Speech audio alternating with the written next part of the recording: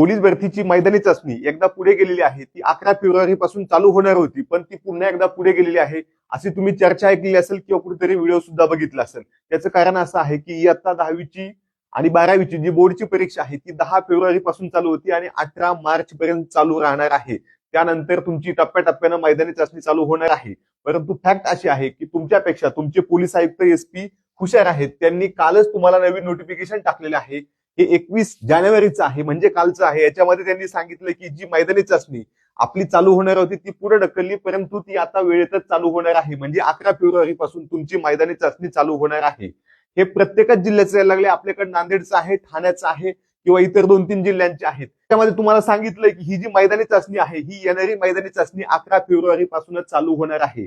त्यामुळे कोणत्याही अफवावर विश्वास ठेवू नका. त्याच्यामुळे मी पहिल्यापासून सांगत आहे, परीक्षा कधी होईल हे आपल्या हातात नाही, पण आता आपण काय करू शकतो हे आपल्या हातात आहे, जेणेकरून तुमचं नुकसान होणार नाही. आपल्या हातात काय आहे की मैदानीचा एक वेळ व्यवस्थित मन लावून सराव करायचा, व्यवस्थित खायचं, व्यवस्थित झोपायचे, त्यासोबतच रिव्हिजन करायची आणि सगळ्यात महत्वाचं पेपर सोल्युशन करायचं आहे, जेणेकरून तुमची सिली मिस्टेक परीक्षेत होणार नाही. तुमचा स्कोर हळूहळू वाढेल आणि कितीही स्पर्धा वाढली तरी तुमचं हमखास सिलेक्शन होईल.